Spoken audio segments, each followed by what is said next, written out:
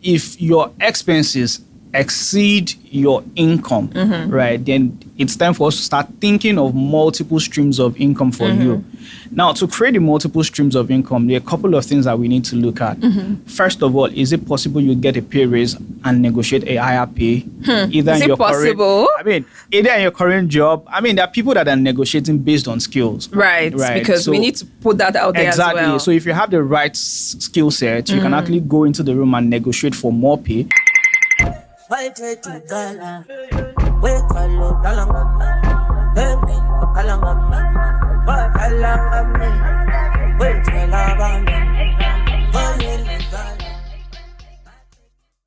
grew up in a family where my father believes investment is the next thing you do the moment you start earning salary. But come to think of it, adulting gave me a different reality about that lifestyle. And that's what's informing this conversation today. With me in the studio is Tunji Gbesan, the managing partner at Crimson Oak Capital, a financial institution. Hi, Tunji. Hi, Toby. How are you? I'm very well, thank you. And how are you too? Very well, thank you. It's a pleasure to have you in the studio. Same here. So today we are discussing one of our core pillars at Junior Achievement Nigeria, which is financial literacy. Going by the situation in our economy today, everything seems to be skyrocketing. Inflation is everywhere in all our finances and it's affecting everything. What's your narrative around it and how do you think young people should adjust to this economy? All right, thank you very much, Toby. And I think in reality, yes, it's suffered than it used to be a couple of years back. With inflation at about 33.369%, it's almost something people of our generation has never witnessed before. And funnily, right, I was just checking the social media and I saw a meme that said, I've been encouraged to save, but if I save today, my savings save me tomorrow. And that critically depicts the situation of things right now, where inflation, food inflation, and general inflation has eroded virtually everything. It's as bad as you get to the market today to price an item, and by the time you're returning in the evening to buy that same item, the prices have actually gone off. So it becomes very difficult, particularly for young persons, right, who are literally transitioning from being babied into adulthood to comprehend and cope with adulting as well. Right. So yes, it's quite difficult for us to face that reality.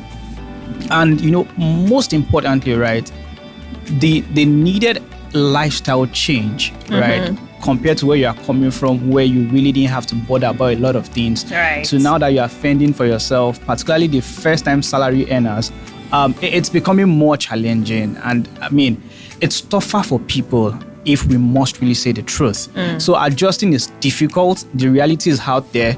But then we must also learn to cope with all of these changes here and there. I hear you say cope and I laugh. And I laugh because, an average young person today basically wants to just focus on survival. How do I just make my salary be enough for me? Maybe not even necessarily think about other people. And we hear people talk about multiple streams of income.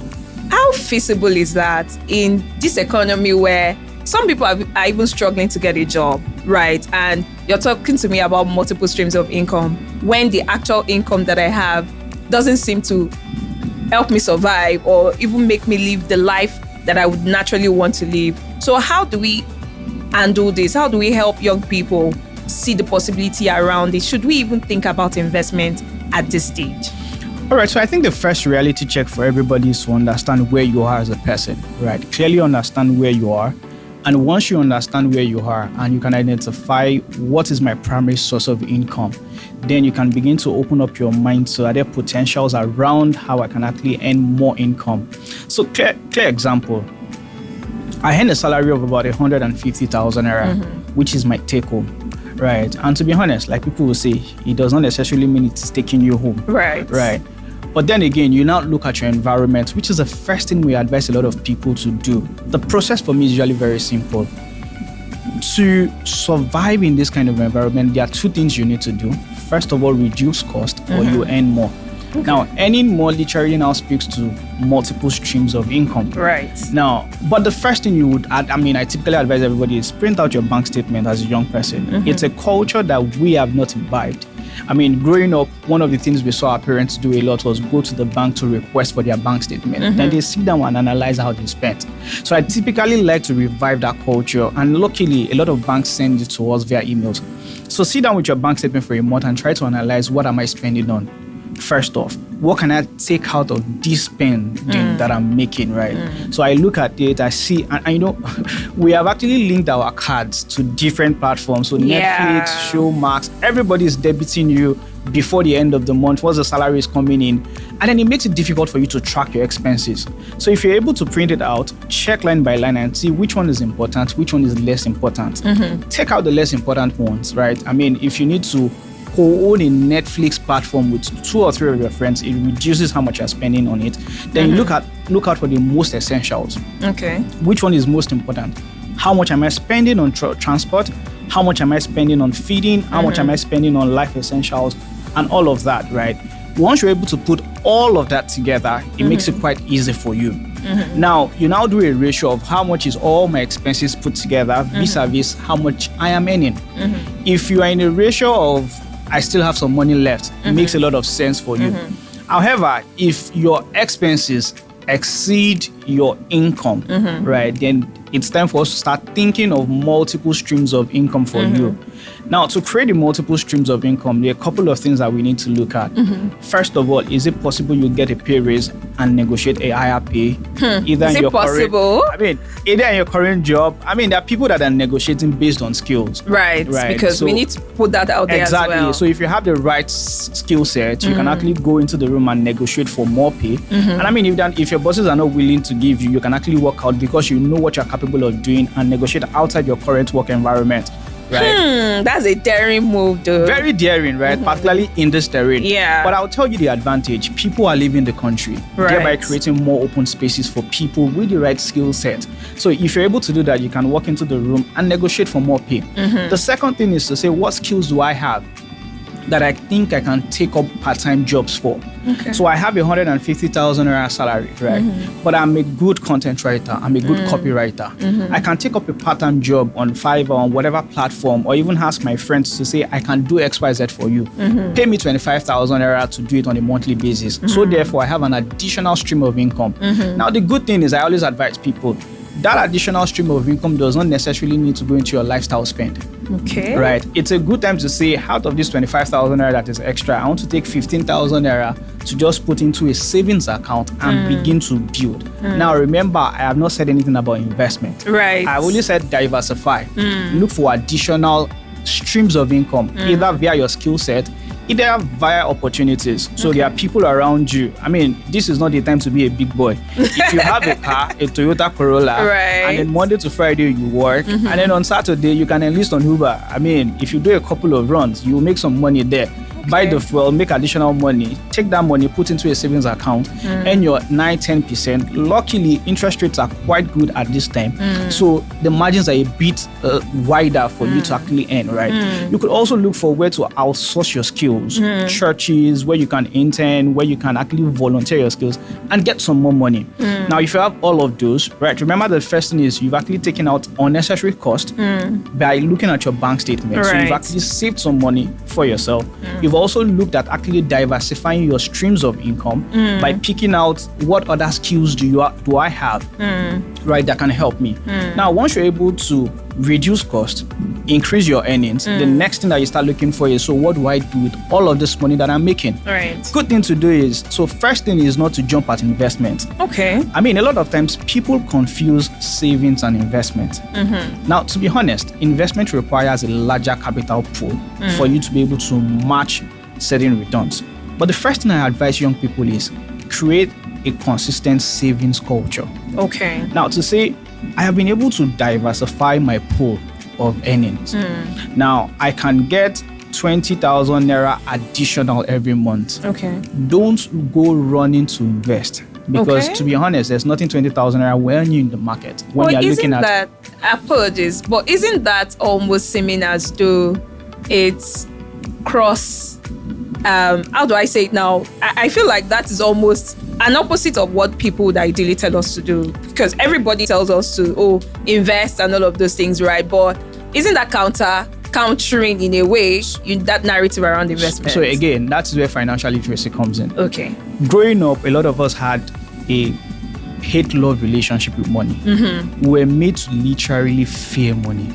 Right. So we didn't actually have a lot of time to learn about relationship with money. Okay. Now, so the most important thing I tell people is understand, first of all, your relationship with money. Money is not supposed to pull me right and say that I am supposed to control money as it were.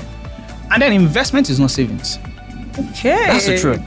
Nobody wakes up one day and says, I want to start investing, except you're a trust fund baby. So if you're a trust fund baby, you can actually wake up and look at your bank account and say, yeah, good time, I have about 100 million that I want to go and put something, or I have about 1 million or 500,000 that are sitting somewhere that I want to invest. So the first thing you need to do is build up a consistent savings culture and build up your investment capital, which is the first thing. To say consistently over the next 12 months, I'm going to save 10,000 naira every month. Okay. So at the end of a 12-month period, you have 120,000 naira plus X, X being the interest. Now you can sit down and say, based on my risk appetite, I cannot afford to lose money, right? And so I will look for risk-free investment. Yeah, that risk appetite is very important. Exactly. You typically sit down and say, my risk appetite is so low. So if anything happens to this money, my blood pressure will shoot up. So don't let me go for anything that would put me on the edge. So I rather will look for very safe investment to do. So you look at things like money market funds, you look at things like treasury bills and all of those things. But treasury bills, I mean, treasury bills is yielding very well now. It's about 26.1%. What's the minimum treasury bill fund? So the good thing is there are now multiple savings investment platforms that have actually domesticated entry levels for some of these investments. Okay. Which I think is what a lot of young people should actually leverage on. Okay. You know, it's always funny how we appear to be techie, but we are techie on the wrong side. Now, when it comes to multiple investment platforms, I mean, there are 1,001 credible investment platforms. Very important. Credible investment platforms that have domesticated some of these very high-end investment opportunities. Okay. Where you can end, I mean, the entry point is as low as 50,000, 100,000 naira. And I mean, you can stay in it for a very long time. So imagine you've been able to consistently save within the first half of the year, 20,000 naira per month. At the end of 6 months, you have 120,000 naira. Right. You take your 120,000 naira and put it into treasury bill that you are earning an effective yield rate of about 18 point something percent, right? Okay. Now imagine 18 point something percent effective yield rate on your treasury bill. And then you pick up the journey from July to December again, and you save consistently another 20. By the end of 1 year, right, imagine what you would have had, 240,000 naira plus X. Now you take that plus X, you sit down at the beginning of the year to say, where am I putting my money? I think I've been able to master and understand this gameplay. Okay. So I take half of this money, I put it in treasury bill. I take another half, I look for a higher risk, a medium risk investment that, I mean, I think that the risk could be higher, right? But the returns is also commensurate to whatever it is that I'm earning. And then you spread it, which is what we call portfolio management. Okay. So you create your own personal portfolio as Toby and say, this is it. 60% of what I earn goes into low risk investment. 10% or 20% goes into medium risk, and then an additional 20% goes into high risk. I mean, all of us like the sound of crypto. So if you have the capacity to withhold the shocks that come from trading crypto and forex, you can put about 20%. Now, effectively, when you marginalize all your rates, right, and you create an average within a period of time, you'll see how much money you've almost made within that period. And that is how consistency helps you to build wealth, right? And you see that, first of all, remember where we are coming from. You understand your relationship with money. Right. You've been able to identify your shortfalls and where you need help, right? And then you've also now begin to build a savings culture, which is whatever it is this month, I'm going to take this out and then put in a separate account. At the end of 6 months or at the end of 1 quarter, I would pick out everything, look for credible places with higher yields where I can put this money. At the end of 1 year, I sit back, I review what I've earned, now restructure all my investments again. Now, for some people, it might not be that easy. Exactly, because all of this you've said now, I'm beginning to think about people who have to pay rent. People who still, I mean, we talk about work from home and all of those things, but we have people that have to go through public transport, and the prices have trickled. It's tripled in how much it is and all of that. How do I even begin to factor all of this into my lifestyle? And bear in mind, people still want to be baby girls and baby boys, right? So they still want to live their lives. The idea is very simple. Again, you go back to your bank statement. Look at it and say, what have I spent on X, Y, Z? Now, if you take public transport, how much do I spend on public transport in a week, in a month, right? And to be honest, this is not the time to be extravagant. Is it the best time to say, I will? Really? I mean, that's the truth, right? Because cost of fuel is about 610 naira. So even if you have a car, right, you have to reconsider a lot of stuff. Do I need to ask my colleagues, don't worry, let everybody drop their car, let's use my car. I will buy fuel today, you buy the fuel tomorrow and all of that. So you really need to be very practical with your living style, right? The second most important thing is you need to break down what you spend on everything. Okay. So how much do I spend on making my hair? Now this is where I'd say a lot of ladies actually have a lot of advantage. Please. So you look at it and you say, as a young lady, this is the time to invest in wigs.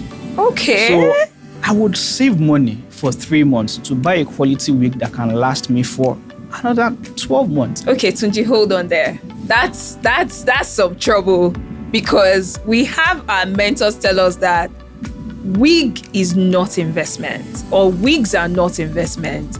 And they tell us, no, put your money in this other place and all of those things. But here you are, I'm sure you guys can hear, here you are telling me that investing in wig is a good investment. We can do a quick arithmetic. Okay. How much does it cost an average lady to make her hair? So you are not making the regular all back. Okay. You want to actually do the exotic weave on, not even the exotic, the minimum weave on. So how much do you buy braids? Right. The attachment, how much do you buy it right now? Right. Now, how long is it going to take for you to carry that hair? Now, multiply it by the number of times you have to make the hair. Okay. So when you compare that to the cost of wig that will most likely last you for 24 months, you'll see that it's actually an investment. The truth is, that particular wig, if properly maintained at the end of that period, you can actually pass it down to somebody else. So all you're saying right now is our lifestyle has to be in maintenance mode. Everybody has shifted. Even Nigeria is in maintenance mode. Even Nigeria is in maintenance mode. Wow. So we need to get that reality check first of all to say, where are we, right? In alignment with where the country is, understand how things are, and then begin to make lifestyle changes, right? Yes, baby girl life is good. If you are the kind that likes to do TGIF every Friday, now there are about 4 to 5 Fridays in a month. So I need to now cut it down to about 2. So if I averagely spend about 20K on TGIF, reality check, thank God some bitches have been, right? Wow, so that's update. So the thing is, do we really now need to start telling ourselves that, okay, maybe instead of going to the most exotic, I still want to do my TGIF life, but can I just look for a place that fits my budget? So in the real sense, it is time to live on a strict budget, very strict budget. Every line item on your budget has to be tracked. Right. How much am I spending? I mean, funny thing was, I was seeing a video earlier today and the person was talking about Ashwebi. And in reality, Ashwebi has reduced. Nobody is going about sending Ashwebi. Do you understand? So these are the realities of the times that we are in. And everybody must live in alignment, particularly younger folks, particularly first-time salary earners. Right. Because if you get this right at this very early stage and you're able to build up that culture of living on a budget, you would imagine where you would be in another 6, 7, 8 years when you've built habits consistent with the realities of the time. Okay, as we begin to round up, I would like you to just speak to interest rates. How do we measure, or how do we look at interest rate to be sure that, okay, this interest rate is favorable to me, is something that and it's also because we've had some calculations around interest rate and you're like, oh, I thought this was the amount I was going to be getting at the end of the month, but this is what it is, the reality, right? So how do we vary? How do we measure? How do we know what investment is going to yield the expected interest that we want? 2 things are very important. First of all, if the interest rate looks rather ridiculous, don't go for it. Now, one thing that I advise a lot of young people to always do is understand where the economy is. So there's something we call MPR, monetary policy rate. Right. And every time, try to benchmark whatever returns you are getting around the MPR. MPR is typically about 26% now. So benchmark it around that area. So give or take minus 2 plus 2 is what you typically get in the market around the rate, or even lower. But secondly, right, how you calculate is most interest rate is per annum. which means Right. if they give you 24%, it is per annum. You're expected to now, if you want to look at the monthly rate, break that 24% down, divide it by 12 into monthly rates, and that helps you to know how much exactly you are getting on a monthly basis. Okay. Any last word for, our audience out there? I mean, I think the most important thing I'll tell everybody is live on a budget. Thank you. Live on a budget. All right, we'll wrap it up today. Thank you so much for joining. Looking forward to seeing you on the next episode. Bye for now.